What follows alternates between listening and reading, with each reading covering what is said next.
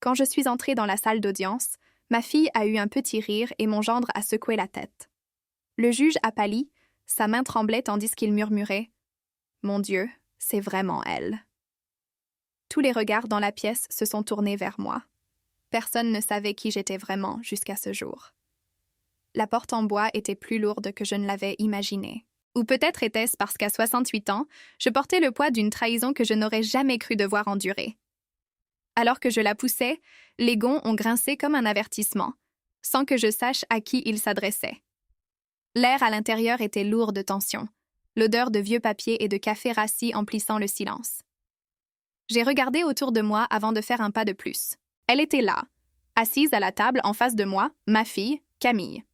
À côté d'elle était assis son mari, Julien, portant un costume gris qu'il pensait probablement lui donner de l'allure, mais qui ne faisait que souligner sa médiocrité. Camille portait la robe bleu foncé que je lui avais offerte à Noël dernier. L'ironie de la chose m'a piqué quand ils m'ont vue. Camille a laissé échapper un petit rire. Ce n'était pas fort, mais suffisant pour briser le calme. Julien a secoué la tête comme s'il regardait un enfant têtu se mal comporter. Leurs regards se sont croisés avec une entente tacite de co-conspirateurs. Peut-être étais-je censée me sentir honteuse. C'est ce qu'ils voulaient, je suppose. Me voir entrer courbée, fragile et vaincue, correspondant à l'image d'une vieille femme incapable de prendre soin d'elle-même. Mais cela ne s'est pas produit. J'ai fait un autre pas. Mes chaussures plates ont claqué contre le sol froid avec un son étonnamment ferme. Puis j'ai remarqué un mouvement dans un coin de la pièce. La juge qui présidait, une jeune femme nommée Sophie Martin, a levé les yeux de ses dossiers. Mais ce n'était pas sa réaction qui importait. C'était l'homme qui se tenait à côté d'elle. Un homme plus âgé aux cheveux argentés, portant un costume sombre, sa posture imposant le respect. Il n'était pas censé être là. Les juges à la retraite n'assistent généralement pas aux petites audiences civiles, mais Laurent Garnier n'était manifestement pas là par hasard. Quand nos regards se sont croisés, j'ai vu la couleur quitter son visage. Le stylo dans sa main tremblait. Il a murmuré doucement, mais le silence a rendu chaque mot clair.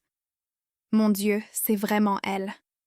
Comme une rangée de dominos, les têtes se sont tournées vers moi.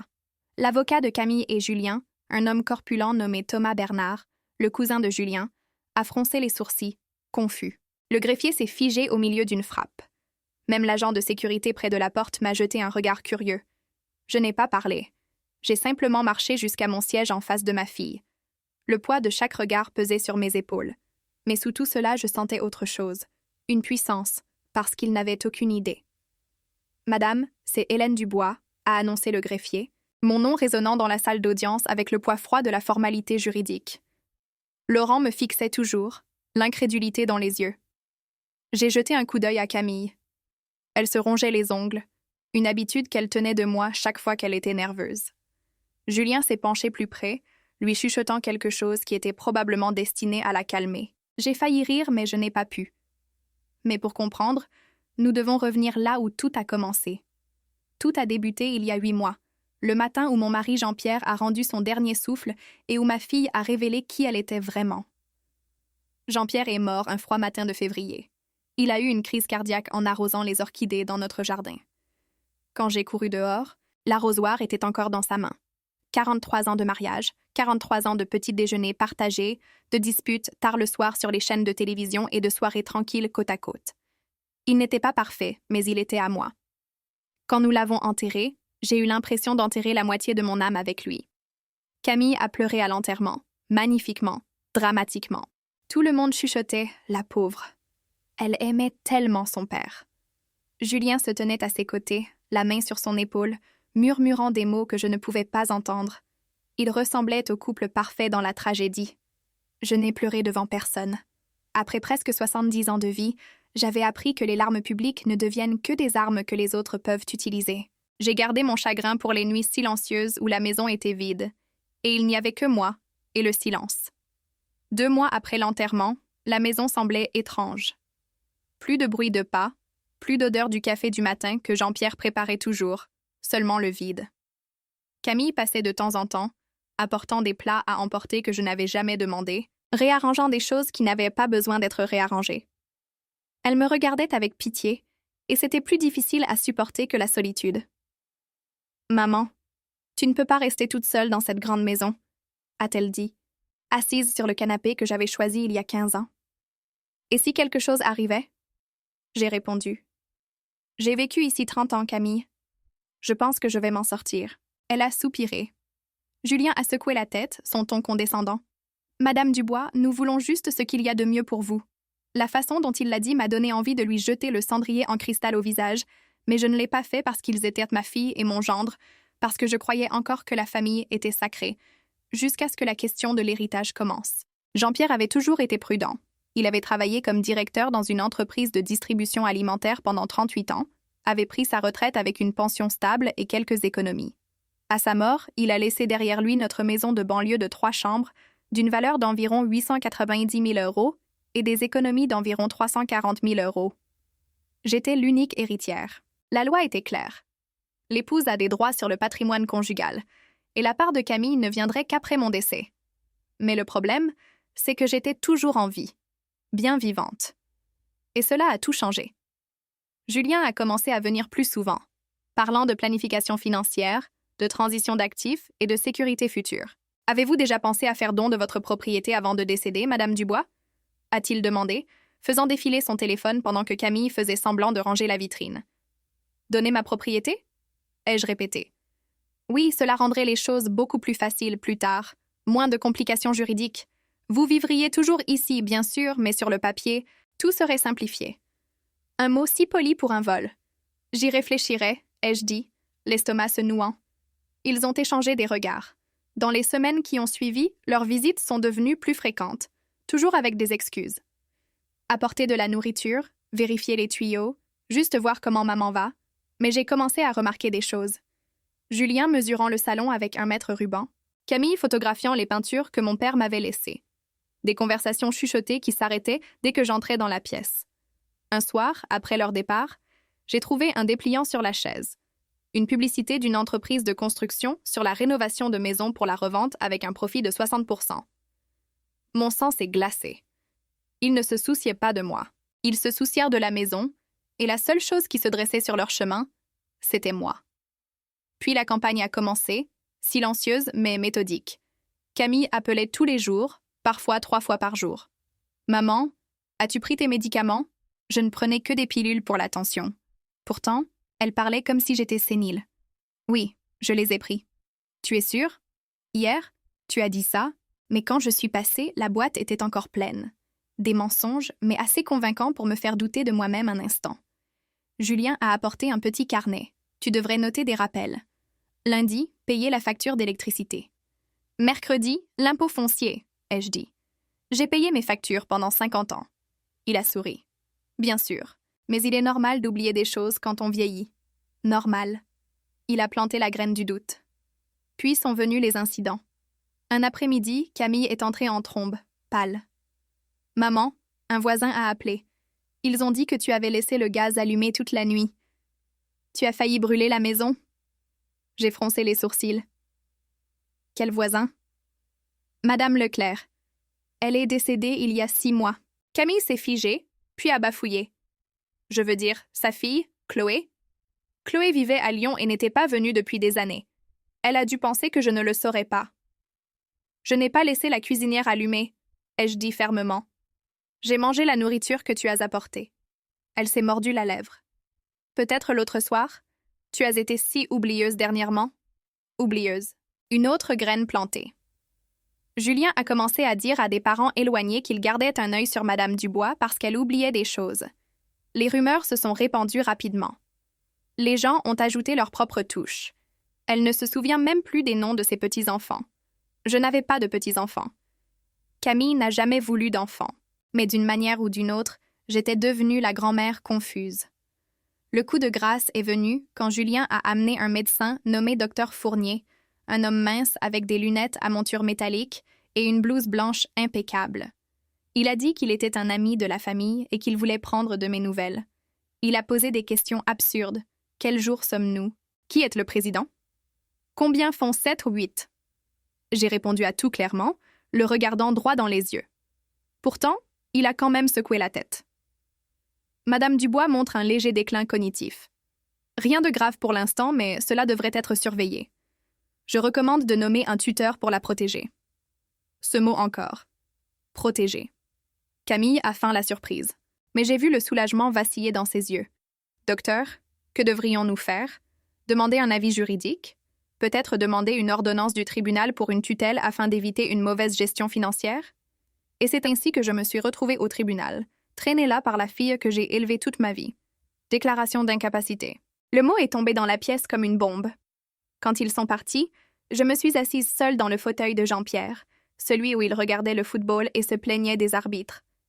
La trahison me brûlait de l'intérieur, mais je n'ai pas pleuré car quelque chose en moi s'était réveillé. Quelque chose de vieux, de vif et silencieux depuis bien trop longtemps. J'ai pris le téléphone. Julien pensait que je savais à peine m'en servir. J'ai ouvert l'enregistreur vocal et j'ai commencé à tout documenter. Chaque mensonge, chaque complot. S'ils pensaient que j'étais faible, naïve et facile à duper, ils étaient sur le point d'apprendre le prix de la sous-estimation d'une femme qui avait survécu à des choses qu'ils ne pouvaient même pas imaginer. Tout avait commencé avec une enveloppe. Elle est arrivée un jeudi matin. Papier Kraft, sceau du tribunal. Mon nom imprimé en lettres froides. Je l'ai reconnu immédiatement. Quiconque a déjà travaillé dans le système juridique connaît ce papier, une assignation. Mes mains tremblaient en l'ouvrant, non pas de peur, mais de fureur. La plainte disait « Demandeur Camille Carter. Défendeur Hélène Dubois. Objet. Requête en déclaration d'incapacité et de tutelle. » J'ai lu chaque ligne 3 fois. Chaque mot était une autre lame. Ci-jointe se trouvait une requête de 17 pages remplie de mensonges polis écrits en jargon juridique. Leur avocat, Thomas Bernard, le cousin de Julien, avait bien fait son travail. Il décrivait une femme que je ne reconnaissais pas. La défendresse oublie fréquemment, montre une désorientation temporelle, des difficultés à gérer ses finances et un comportement erratique. Comportement erratique. Je me levais à 6 heures tous les matins, faisais du café, arrosais mes plantes, lisais le journal, payais mes factures en ligne sans l'aide de personne. Ils ont joint 3 rapports médicaux, un signé par le docteur Fournier, qui m'avait examiné, et 2 autres de médecins que je n'avais jamais rencontrés, probablement des signatures achetées. Il y avait aussi des dépositions de témoins, des voisins affirmant qu'ils m'avaient vu errer sans but, un employé de pharmacie disant « Elle a acheté le même médicament 2 fois en un jour ». Tout était fabriqué, méticuleusement planifié. À la fin de la requête venait la demande. Retrait de mon autorité financière, nomination de Camille comme tutrice, transfert de tout le contrôle des actifs, la maison, les économies, tout. Je me suis assise sur le canapé, serrant les papiers. L'horloge indiquait 15 heures. La maison était silencieuse, mais une tempête faisait rage en moi. Une demi-heure plus tard, Camille est arrivée. Elle avait toujours une clé. Je la lui avais donnée il y a des années. À l'époque où je croyais qu'elle était de mon côté. Elle est entrée avec un visage plein de fausses préoccupations. « Maman, je dois te parler. » J'ai levé les yeux. J'ai tenu l'enveloppe. À propos de ça, elle a dégluti difficilement. Julien est apparu derrière elle, comme toujours. « Maman, s'il te plaît, laisse-nous t'expliquer. » Expliquer. Je l'ai coupé froidement. Camille s'est assise sur le bord du canapé, chaque mouvement répété. « Nous voulons juste te protéger. Cette maison est trop grande. Tu es seule et c'est dangereux. Quant à l'argent, on pourrait profiter de toi. » J'ai répété lentement. « Profitez de moi comme vous le faites en ce moment. » Son visage s'est durci. Ce n'est pas profiter, c'est prendre soin. Prendre soin. Ce serait me demander si j'ai besoin d'aide. Pas déposer une requête au tribunal. Vous êtes allé directement voir un juge sans même me parler. Julien est intervenu avec ce ton faussement calme qui était le sien. « Madame Dubois, vous vous méprenez. C'est juste une formalité juridique. Vous vivrez toujours ici. Nous gérerons simplement les finances et nous assurerons que tout reste en ordre. » « En ordre pour qui? Pour vous deux? » ai-je demandé.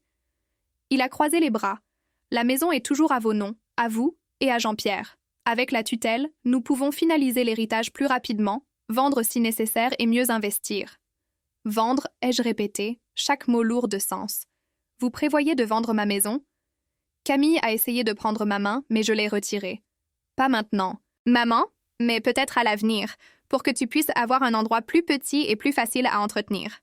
Le reste de l'argent continuera de fructifier. » Fructifier pour eux, ai-je pensé. Julien a soupiré, perdant manifestement patience. « Vous réagissez de manière excessive. De toute façon, tout ce que vous avez finira par être à nous. Nous ne faisons que raccourcir le processus pour éviter des ennuis inutiles. » famille. Ce mot avait perdu tout son sens. J'ai regardé ma fille, cherchant dans ses yeux la petite fille que j'avais tenue dans mes bras, à qui j'avais appris à lire et que j'avais protégée des brutes. Mais il ne restait plus rien. « Signe, maman » a dit froidement Camille. « C'est mieux pour tout le monde. » L'avocat a dit que si tu acceptes, tout cela sera rapide et indolore. Indolore? Comme si me dépouiller de ma dignité et de ma liberté était une procédure mineure. Je ne signe rien. Julien a souri d'un air suffisant. Alors nous le ferons à la dure. Le tribunal désignera une évaluation d'experts et le résultat sera le même. Vous ne ferez que gaspiller plus d'argent en avocat. Ils se sont levés. Camille a tenté une dernière fois. « Maman, s'il te plaît, pense à nous. Fais-le pour ton propre bien. » Puis ils sont partis. J'ai verrouillé la porte, ouvert l'application de l'enregistreur vocal. Tout était là.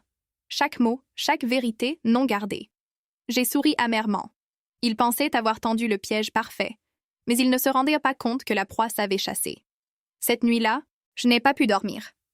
Je me suis assise au bureau dans ma chambre, celui que Jean-Pierre m'avait offert pour mon anniversaire 20 ans plus tôt. La surface en bois sombre était mouchetée de vieilles taches de café et d'encre, témoins silencieux d'innombrables longues nuits. J'ai ouvert le tiroir du bas, celui que je gardais toujours verrouillé. À l'intérieur, parmi de vieux papiers et des photos délavées, reposait mon passé, enveloppé dans un dossier en cuir marron. J'ai posé ma main dessus, sentant les faibles lettres en relief.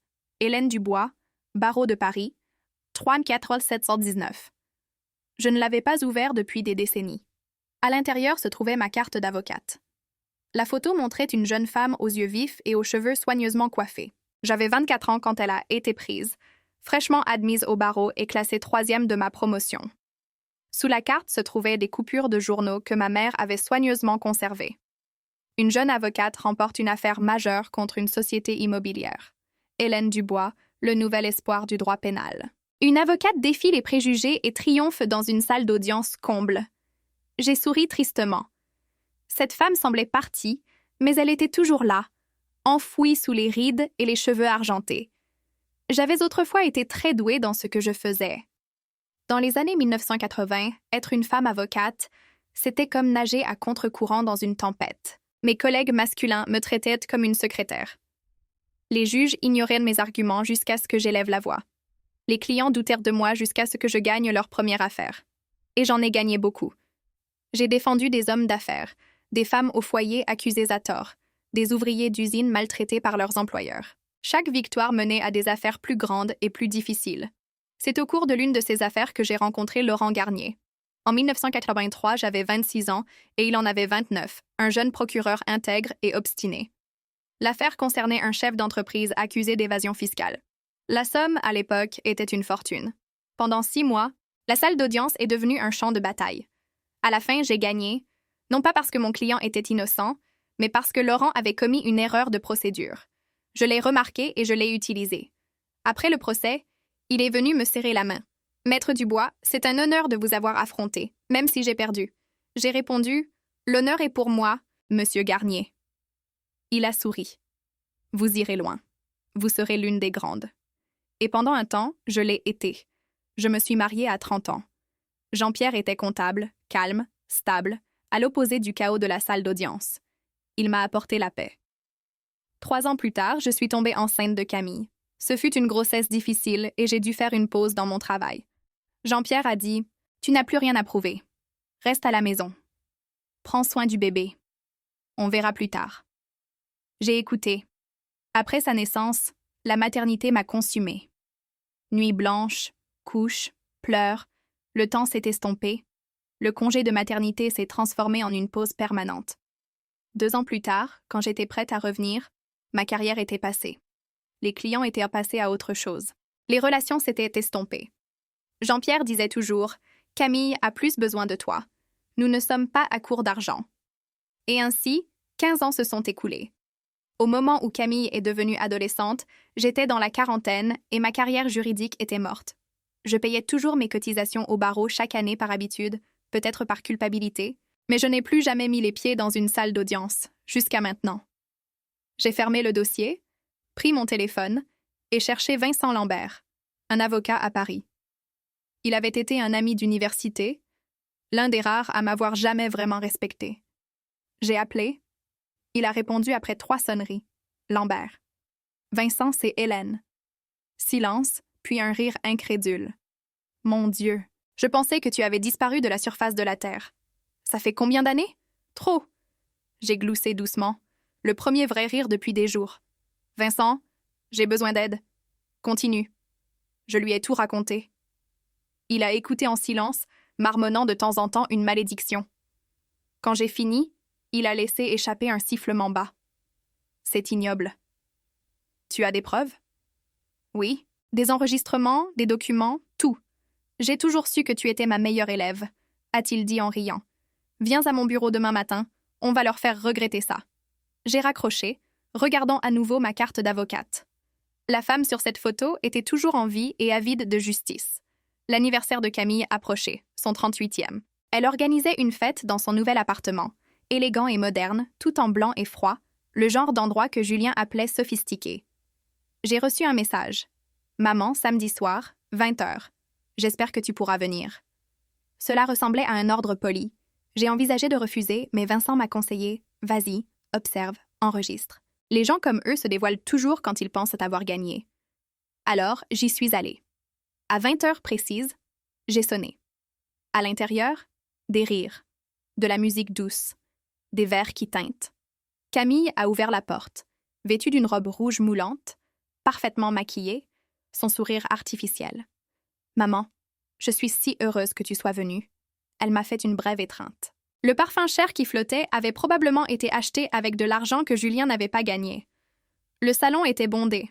Quelques parents éloignés, leurs amis, les collègues de Julien. Personne ne se souciait vraiment que je sois là. Tout le monde, ma mère est là, a annoncé Camille. Quelques-uns ont hoché la tête. La plupart n'ont même pas regardé.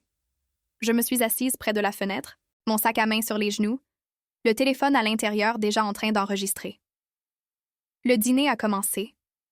Nourriture chère, vin importé, bavardage vide sur les investissements, les voyages et les voitures. J'ai à peine mangé. Quand le dessert est arrivé, Julien s'est levé, tenant son verre, le tapotant doucement. « Tout le monde, puis-je avoir votre attention? » Les verres se sont levés. J'ai serré le mien, sentant les ennuis arriver.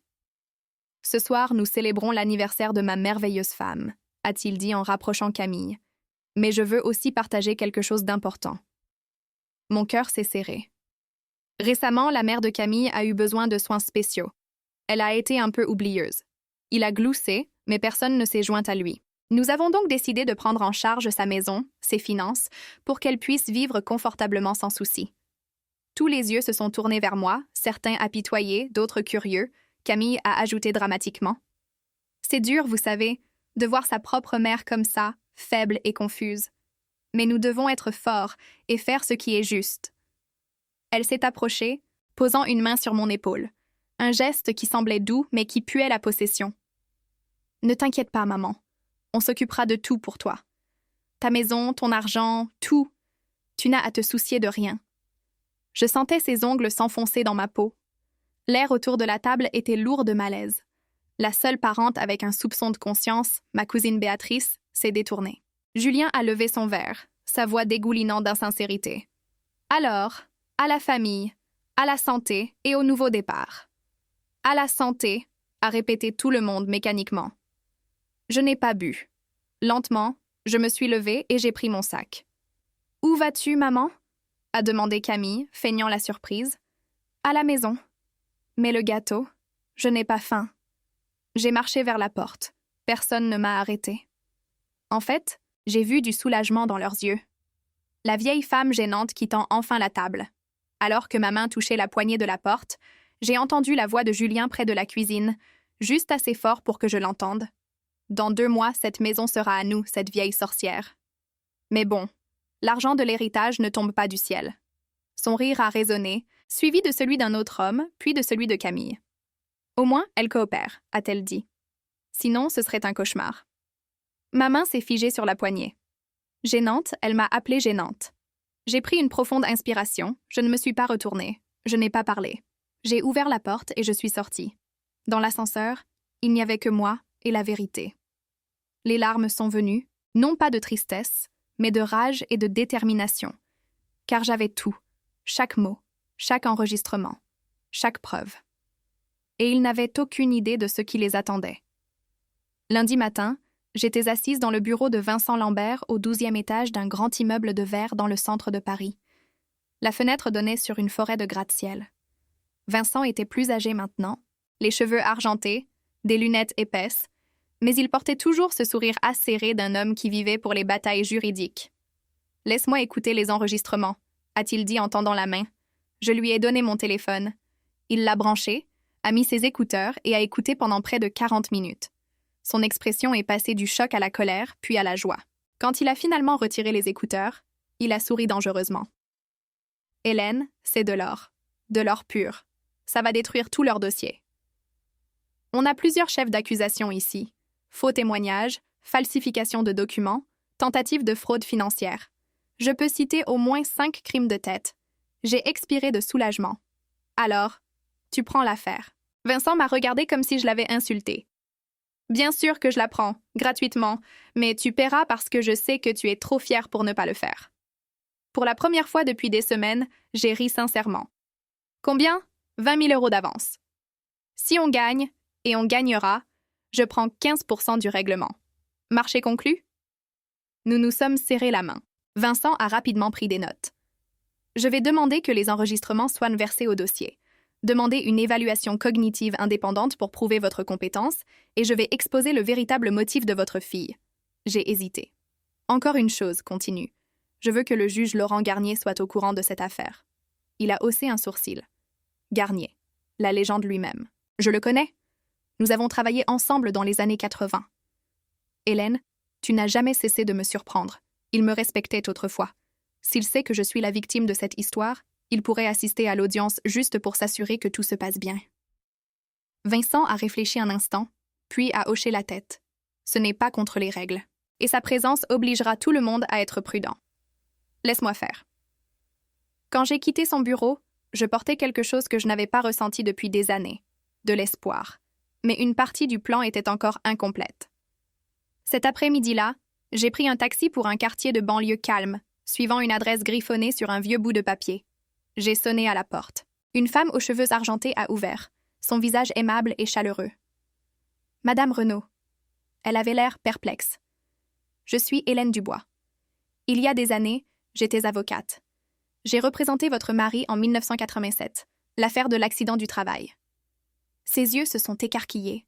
« Mon Dieu, Alfred. » « Oui. » Il a obtenu une indemnisation complète et a pu prendre sa retraite paisiblement. Elle a posé une main sur sa poitrine, émue. « Oh, chère maître Hélène, entrez, s'il vous plaît. » Nous nous sommes assises dans son petit salon. Elle m'a servi du café et m'a parlé d'Alfred, décédé 3 ans plus tôt. Je lui ai raconté mon histoire. Quand j'ai fini, ses yeux se sont remplis de larmes. C'est horrible. Votre propre fille ? J'ai hoché la tête. Je sais que c'est soudain, mais j'ai besoin de témoins, de gens qui peuvent confirmer que je suis pleinement compétente. Elle n'a pas hésité. Je témoignerai. Vous avez aidé ma famille. C'est à mon tour de vous aider. Au cours de la semaine, j'ai rencontré 3 autres anciens clients. Tous ont accepté de me soutenir. Vincent a également organisé une série complète de tests médicaux, neurologiques, psychiatriques et gériatriques. Les résultats étaient identiques. Fonction cognitive parfaitement normale. Aucun signe de déclin. Vendredi, Vincent a appelé, c'est fait. Garnier assistera à l'audience en tant qu'observateur officiel, mais tout le monde saura qui il est. La juge qui présidera sera nerveuse et leur avocat transpirera à grosses gouttes. Parfait. Hélène, es-tu sûre de vouloir aller jusqu'au bout? Ta fille sera exposée publiquement. J'ai fermé les yeux, me souvenant du rire de Camille à la fête. Julien m'appelant gênante, leurs mensonges, leurs complots. J'en suis sûre. Alors sois prête. Une fois que tu entreras dans cette salle d'audience, il n'y aura pas de retour en arrière. J'ai raccroché et je me suis regardée dans le miroir du couloir. La femme qui me regardait avait des rides et des cheveux argentés, mais ses yeux brûlaient toujours du même feu qui commandait autrefois une salle d'audience. L'avocate en moi était de retour, et elle était prête pour la bataille. Le matin de l'audience, le ciel était gris, comme si les cieux s'avèrent que quelque chose d'important allait se produire. Je me suis habillée avec soin, pantalon noir, Chemisier blanc, talons bas, simple, modeste. Je voulais qu'il pense que je n'étais qu'une vieille femme fragile. La vérité viendrait plus tard. Vincent est venu me chercher à 9 heures. Sur le trajet, il a passé en revue la stratégie. Laisse-les parler en premier. Plus ils sont confiants, mieux c'est. Quand ce sera ton tour, reste calme, précise, tranchante comme une lame. Comme au bon vieux temps, je me souviens. Nous sommes arrivés au palais de justice juste avant 10 heures. Le couloir était bondé. Le bruit des papiers froissés et l'odeur du vieux café ont ravivé les souvenirs d'une autre vie. Camille et Julien étaient déjà arrivés. Elle portait la robe bleue que je lui avais offerte, et il était dans son habituel costume gris, prétendant qu'il était cher. Leur avocat, Thomas, riait dans son téléphone. Au moment où ils m'ont vu entrer avec Vincent, leurs sourires ont disparu. « Maman, qui est-ce » a demandé Camille. « Mon avocat, ai-je dit. » Julien a froncé les sourcils. « Tu as engagé un avocat, pourquoi ?»« C'est juste une affaire de famille. » Vincent a répondu pour moi, son ton calme et ferme. « Maître Vincent Lambert, barreau de Paris numéro 18432.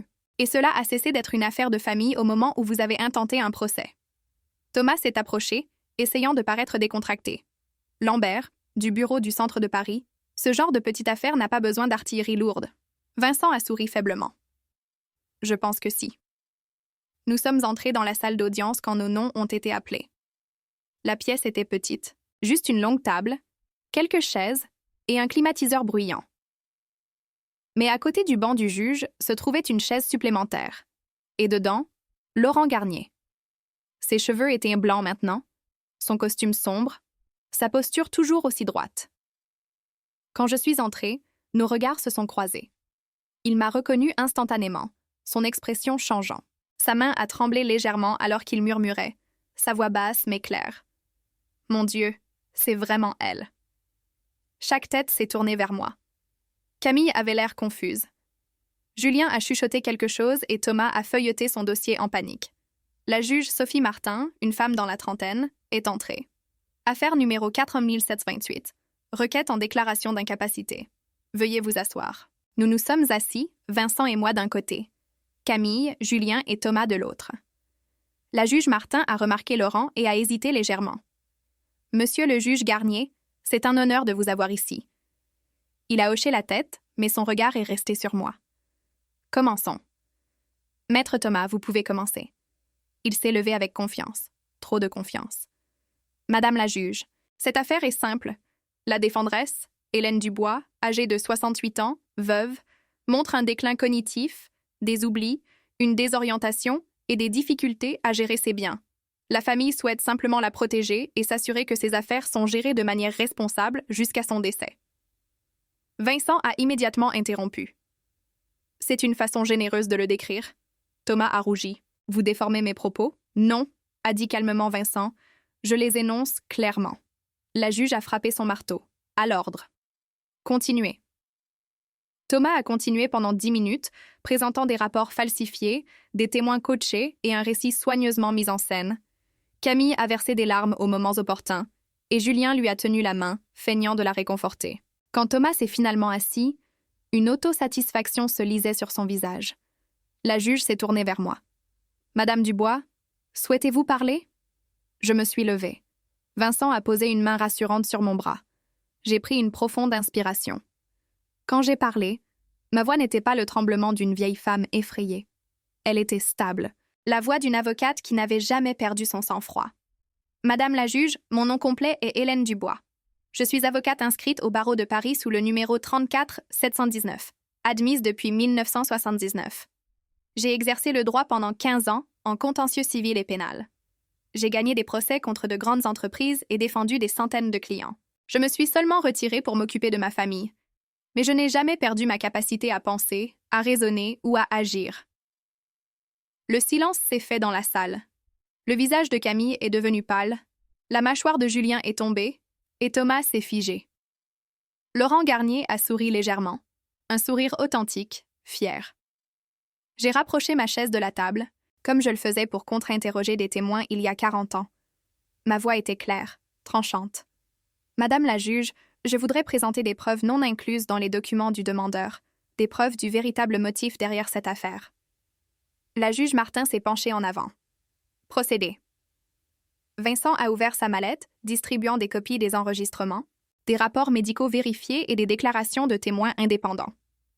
Premièrement, ai-je dit, les rapports médicaux soumis par le demandeur sont falsifiés.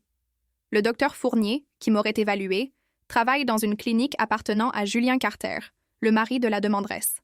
C'est un conflit d'intérêts flagrant. Thomas s'est levé d'un bond. C'est une accusation sans fondement. La voix de Laurent a retenti, profonde et autoritaire. Laissez-la finir, maître. Il m'a appelé maître. Thomas s'est rassis, vaincu. J'ai subi des évaluations indépendantes par 3 spécialistes distincts, un neurologue, un psychiatre et un gériatre. Tous les 3 ont confirmé que je suis pleinement compétente. J'ai remis les documents à la juge. Elle les a rapidement parcourus, son expression clairement impressionnée. Ensuite, j'ai continué. L'employé de pharmacie soi-disant qui a affirmé que j'avais acheté des médicaments 2 fois en un jour n'existe pas. Et la voisine qui aurait dit que j'avais laissé la cuisinière à gaz allumée toute la nuit est décédée il y a 6 mois. Une autre voisine qu'ils ont citée a déménagé du quartier il y a 3 ans. Camille a commencé à trembler. Julien a desserré sa cravate, la sueur perlant sur son front. Chaque déclaration qu'ils avaient faite était un mensonge. Chaque témoin fabriqué. La juge Martin a fusillé Thomas du regard. C'est extrêmement grave, maître. Il a ouvert la bouche mais n'a rien pu dire. Et maintenant, ai-je dit, ressentant une satisfaction amère. La dernière pièce à conviction, les enregistrements. Vincent a connecté son ordinateur portable au haut-parleur. Le son a rempli la pièce. Le premier enregistrement a été diffusé, pris chez moi lorsque Camille et Julien ont essayé de me forcer à renoncer à mes droits. La voix de Julien a résonné clairement. Vous réagissez de manière excessive. Nous sommes une famille. Tout ce que vous possédez finira par être à nous de toute façon. Nous essayons juste de faciliter les choses. Camille a fermé les yeux, son visage rouge de honte. Mais je n'avais pas fini. Le deuxième enregistrement a commencé, celui du dîner d'anniversaire. La voix de Julien à nouveau, dégoulinant de mépris. Dans 2 mois, cette maison sera à nous, cette vieille femme. Mais bon, l'argent de l'héritage ne tombe pas du ciel. Puis est venu le rire de Camille. Au moins, elle coopère. Sinon, ce serait l'enfer. Le silence qui a suivi a glacé la pièce. Le visage de la juge Martin est devenu pâle. Laurent Garnier a secoué la tête, dégoûté. Même le greffier avait cessé de taper, regardant avec incrédulité. Camille sanglotait, et le visage de Julien est devenu écarlate alors qu'il fixait le sol. Cette vieille femme, ai-je répété lentement, laissant les mots flotter dans l'air. C'est ainsi que mon gendre m'a appelé, et ma fille a ri avec lui. Elle était d'accord. Je me suis tournée vers Camille. Nos regards se sont croisés. Je t'ai donné naissance. J'ai renoncé à ma carrière pour t'élever. Je suis restée éveillée toute la nuit quand tu étais malade. J'ai vendu les bijoux de ma mère pour payer tes frais de scolarité. Et maintenant, tu me traites de fardeau. Camille a essayé de parler, mais s'est effondrée en larmes. Je me suis retournée vers la juge. Madame la juge, cette affaire ne concerne pas ma capacité mentale. Elle concerne la cupidité. 2 personnes trop impatientes d'attendre leur héritage. Alors, elles ont fabriqué un procès pour me voler de mon vivant. La juge Martin a feuilleté les dossiers, son expression devenant de plus en plus sévère. Avez-vous d'autres preuves? Oui, j'ai 4 déclarations sous serment d'anciens clients, des personnes que j'ai représentées il y a des décennies, attestant de ma pleine compétence. J'ai aussi des relevés bancaires prouvant que je gère mes finances de manière responsable. J'ai posé ma carte d'avocate sur la table. Cette licence existe depuis 46 ans et est toujours active. J'ai payé mes cotisations au barreau chaque année. Je n'ai jamais cessé d'être avocate. J'ai seulement mis ma carrière en pause. J'ai regardé vers Laurent, la femme qui s'est autrefois dressée contre de puissantes entreprises, qui a affronté les préjugés dans une salle d'audience pleine d'hommes, qui a combattu de brillants procureurs comme M. Garnier ici présent. Cette femme n'a jamais disparu. Laurent a souri sincèrement. Elle était juste endormie, ai-je dit doucement. Et maintenant, elle est réveillée. La juge Martin a posé le dossier et a frappé son marteau. Nous allons prendre une pause de 15 minutes. À notre retour, j'attends une explication du demandeur. Et Maître Thomas, je vous suggère de revoir vos règles de déontologie. Vous êtes dans de sérieux ennuis. Elle a quitté le banc, suivie par Laurent. Avant de sortir, il m'a fait un petit signe de tête respectueux. Seuls nous restions dans la pièce. Camille s'est avancée en titubant, les larmes aux yeux. Maman, j'ai levé la main. Pas maintenant. Julien a essayé de garder son sang-froid. Tu vas le regretter. Nous sommes une famille. Je l'ai regardé droit dans les yeux, mon ton glacial. La famille ne complote pas. La famille ne ment pas. La famille n'appelle pas sa belle-mère un fardeau. Son visage est devenu pâle. Vincent et moi avons quitté la pièce. Dans le couloir, je me suis appuyée contre le mur, le cœur battant, non pas de peur, mais d'adrénaline. « Tu as été brillante », a dit fièrement Vincent. « Ce n'est pas encore fini », ai-je répondu. « Oh, c'est fini pour eux », a-t-il dit. J'ai souri, épuisée. Maintenant, vient la partie qu'ils détesteront le plus. Quelle partie? La justice. Quand nous sommes retournés dans la salle d'audience, tout avait changé. Les yeux de Camille étaient gonflés. Julien se rongeait les ongles. Thomas feuilletait frénétiquement des papiers. La juge Martin est entrée, le visage sans expression, le regard de quelqu'un qui avait déjà décidé. Laurent a repris son siège, la posture toujours aussi digne. « Reprenons l'audience », a dit fermement la juge. « Maître Thomas, le demandeur souhaite-t-il faire une déclaration ?» Il s'est levé, clairement paniqué. « Madame la juge, il y a eu un malentendu. Mes clients n'ont agi que par souci sincère pour le bien-être de Madame Dubois. »« Un malentendu ?» a coupé sèchement Laurent. « J'ai entendu les enregistrements. J'ai vu les rapports falsifiés.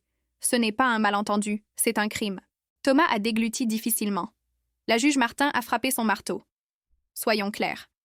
Sur la base des preuves fournies par la défense, ce tribunal estime que la requête a été déposée avec une intention malveillante, en s'appuyant sur de faux témoignages pour s'emparer de biens. Par conséquent, je rejette la requête en déclaration d'incapacité et de tutelle dans son intégralité. Camille a eu le souffle coupé.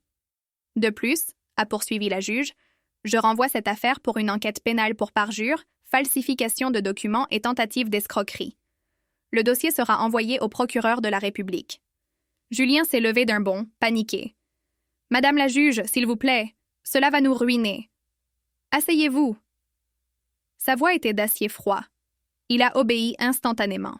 Quant à maître Thomas Bernard, a-t-elle dit, le tribunal demande au barreau de mener un examen complet de ces violations de la déontologie. Bâtir un dossier sur des preuves médicales falsifiées est une infraction grave. Le visage de Thomas est devenu cendré. L'audience est levée. Le dernier coup de marteau a résonné comme un coup de feu.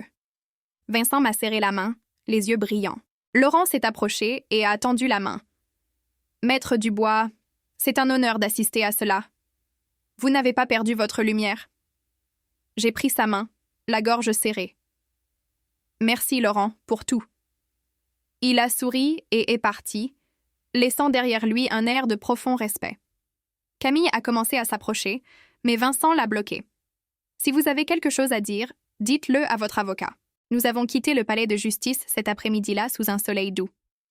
Le ciel était clair, comme si même la nature reconnaissait la victoire. Mais je savais que ce n'était pas la fin. Dans les semaines qui ont suivi, la justice a suivi son cours. Le bureau du procureur de la République a ouvert une enquête officielle. Le docteur Fournier a avoué avoir signé le rapport sans jamais m'examiner. Julien l'avait payé 5 000 €. La clinique l'a licencié immédiatement. Les faux témoins ont été retrouvés.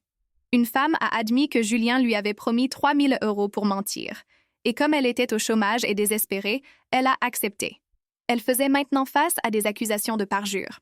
La licence de l'avocat Thomas a été temporairement suspendue. Son cabinet l'a licencié pour sauver sa réputation. Julien a perdu son emploi. L'histoire s'est répandue en ligne. Un gendre tente de faire déclarer sa belle-mère incompétente pour voler sa succession. L'agence de publicité où il travaillait l'a licencié en 2 jours pour éviter le scandale. Camille, qui ne faisait que du conseil en mode à temps partiel, a perdu tous ses clients. Qui engagerait une femme qui a essayé de voler sa propre mère? Mais je n'avais pas fini. J'ai intenté une action civile pour dommages moraux, demandant 150 000 €.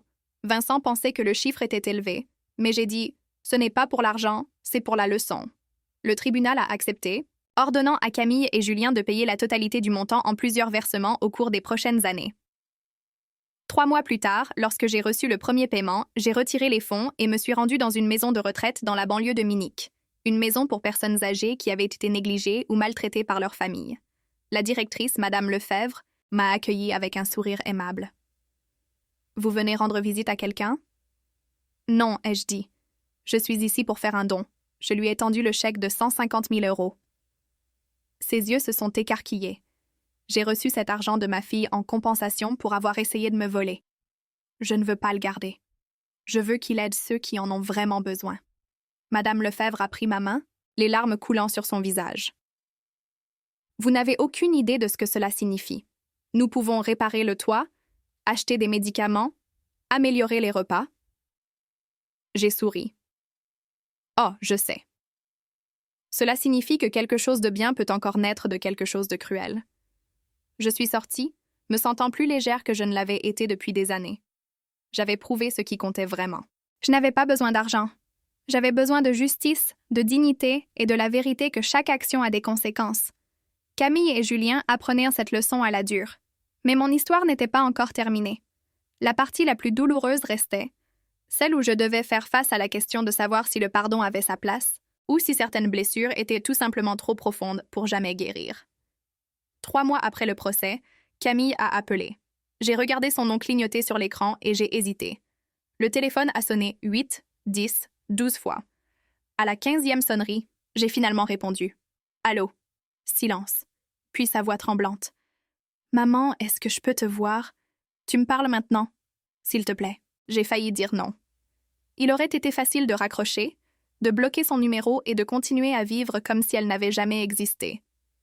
Mais quelque chose, peut-être la curiosité, peut-être la faible trace de l'amour d'une mère, m'a fait accepter. Samedi, 15h, chez moi. Merci, maman. J'ai raccroché avant qu'elle ne puisse dire autre chose. Samedi est arrivé. Elle est arrivée pile à l'heure, seule, sans Julien. Elle ne ressemblait plus à elle-même. Ses cheveux étaient attachés à la hâte. Pas de maquillage, un simple t-shirt blanc, un jean usé, un visage fatigué. Je ne l'ai pas prise dans mes bras. J'ai juste ouvert la porte et indiqué la chaise. « Assieds-toi. » Elle s'est assise sur le bord du canapé, les mains jointes, les yeux baissés. J'ai fait du café, non par hospitalité, mais pour occuper mes mains. En posant la tasse sur la table, j'ai dit froidement « Parle !» Camille a pris une profonde inspiration. « Maman, je suis venue m'excuser. » « T'excuser? Je sais que ce n'est pas assez. Ce ne sera jamais assez, mais je regrette vraiment tout. » « Tu regrettes quoi exactement? » Je me suis penchée en avant, d'avoir essayé de te faire déclarer incompétente, de t'avoir traitée de fardeau, d'avoir menti, d'avoir détruit ta réputation. Je regrette tout. Elle s'est mise à pleurer. Pleurer est facile, ai-je dit platement. Les larmes ne coûtent pas cher. Elle s'est essuyé le visage avec le dos de sa main. Je sais que j'ai été horrible, Julien. Il m'a convaincu que c'était la bonne chose à faire, que tôt ou tard tu aurais besoin de soins, que nous étions juste responsables. Et tu l'as cru? J'ai voulu le croire, a-t-elle dit entre deux sanglots. Parce que c'était plus facile. Nous étions noyés sous les dettes, l'hypothèque en retard, les cartes de crédit au maximum. Quand papa est mort, j'ai regardé ta maison, ton argent, et j'ai pensé que c'était une issue. Une issue en me volant. Elle a hoché la tête, pleurant plus fort. Au moins, cette fois, elle ne mentait pas. « Où est Julien maintenant ?» ai-je demandé. Elle a hésité. « Nous sommes divorcés. Le mois dernier, il a demandé le divorce. Il a dit que j'avais ruiné sa vie. Qu'à cause de moi, il avait perdu son travail, sa réputation, tout. Comme si j'avais tout fait toute seule. Je l'ai regardé droit dans les yeux. Mais tu l'as fait, et tu le sais. Vous l'avez fait tous les deux ensemble. Je le sais. Et maintenant qu'il est parti, tu reviens ici. Que veux-tu, Camille? De l'argent? Un abri? Un pardon facile? » Elle a secoué la tête, les larmes coulant sur ses joues. « Non, maman, je ne veux rien.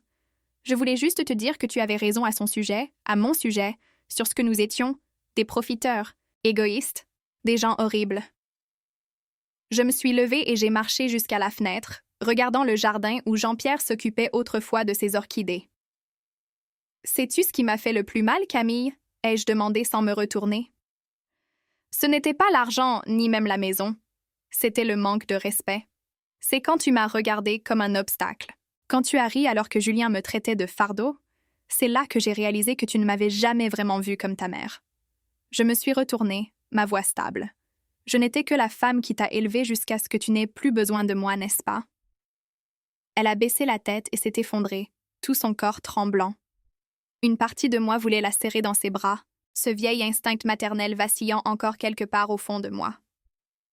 Mais la raison, la partie de moi qui a survécu à la trahison, m'a maintenue ferme. « Lève-toi », ai-je dit. Elle a obéi, essuyant ses larmes. « Tu veux le pardon » a-t-elle chuchoté. « Je ne le mérite pas. »« Non, tu ne le mérites pas », ai-je répondu. « Mais je vais te donner quelque chose qui a plus de valeur qu'un pardon facile. » Elle a levé les yeux, confuse. « Je vais te donner une chance, une seule, de prouver que tu n'es plus la femme qui a vendu son amour-propre pour de l'argent. Trouve un travail, n'importe lequel. Subviens à tes besoins. Apprends la valeur de ce que tu as. Quand tu auras payé la première partie de l'indemnisation de tes propres mains, sans l'aide de personne, reviens, alors nous parlerons. » Camille a chuchoté. « J'ai déjà trouvé un travail comme réceptionniste dans un cabinet dentaire. Le salaire suffit à peine à couvrir mes factures. »« Bien, » ai-je dit.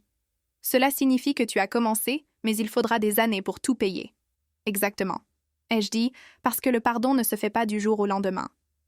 La confiance ne peut pas être reconstruite avec une seule conversation. Tu as tout brisé entre nous. Si tu veux le récupérer, reconstruis-le, un morceau à la fois. Elle a hoché la tête, ravalant ses larmes. Et encore une chose, ai-je ajouté. Ne viens pas chaque semaine. N'appelle pas en pleurant. Vis ta vie. Tiens-toi debout. Quand tu comprendras vraiment les conséquences de ce que tu as fait, alors viens me trouver. Alors, tu ne me pardonneras jamais, a-t-elle demandé doucement. Je l'ai regardé longuement. Le temps. Le pardon n'est pas l'oubli, Camille, et je n'oublierai jamais. Mais peut-être qu'un jour je te regarderai et ça ne me fera plus mal. Peut-être. Elle a hoché la tête et a marché lentement vers la porte. Avant de partir, elle s'est retournée. « Maman, je suis vraiment désolée, » ai-je chuchoté. « Moi aussi. » La porte s'est fermée. Je me suis appuyée contre elle et j'ai pleuré. Pour la première fois depuis des mois, j'ai vraiment pleuré. Non pas de faiblesse, mais d'acceptation. L'acceptation que certaines choses, une fois brisées, ne peuvent jamais être réparées. 2 ans se sont écoulés depuis ce jour au tribunal. 2 ans qui ont complètement changé ma vie. Maintenant, je suis assise dans un petit café à Bordeaux, regardant les gens flâner sur la rue Sainte-Catherine.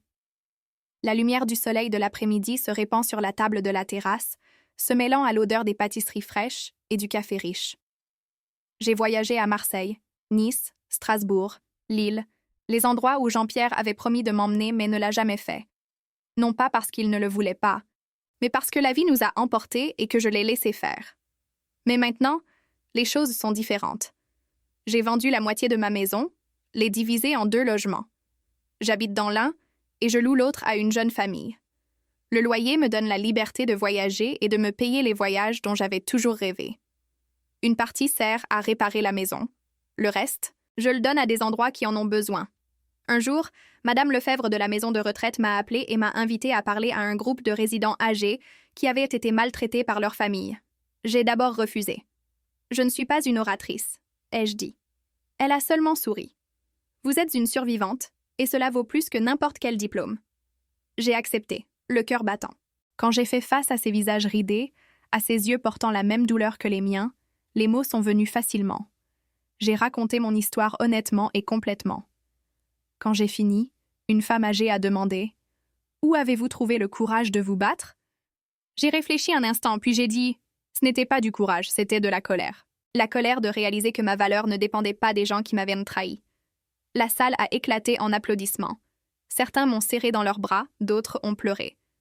Après ce jour, d'autres invitations ont suivi, de groupes de défense des personnes âgées, d'organisations de défense des droits de l'homme, même d'une université voulant que je parle des droits juridiques des personnes âgées.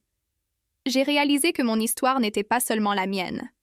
C'était l'histoire de milliers de personnes qui avaient été rendues invisibles, rejetées comme inutiles simplement parce qu'elles avaient vieilli. Je suis devenue une voix pour ceux qui avaient perdu la leur. Camille a tenu parole. Elle a travaillé, lutté et payé chaque centime de sa dette. Cela a pris presque 2 ans, mais elle a fini. Il y a 6 mois, elle m'a appelée. « Maman, je viens de faire le dernier paiement. » J'ai dit « Félicitations. Puis-je te rendre visite ?» J'ai fait une pause de quelques secondes. Oui? Quand elle est arrivée, j'ai vu qu'elle n'était plus la même femme. Plus mince, ses mains rugueuses à cause du travail, mais ses yeux plus stables. Elle avait été promue assistante administrative à la clinique. Nous nous sommes assises autour d'un café, parlant non pas du passé, mais du présent. Elle a dit qu'elle suivait une thérapie, apprenant à assumer ses responsabilités et à se pardonner. Je ne lui ai pas complètement pardonné. Je ne sais pas si je le ferai un jour, mais j'ai laissé la porte légèrement ouverte, car le pardon ne se fait pas en une seule fois. C'est un voyage lent et douloureux. Je me suis levée, j'ai payé mon café, et je suis sortie dans la rue. Demain, je prendrai l'avion pour Lyon, peut-être ensuite pour Nantes ou Rennes, où que j'ai envie d'aller. Mon téléphone a vibré.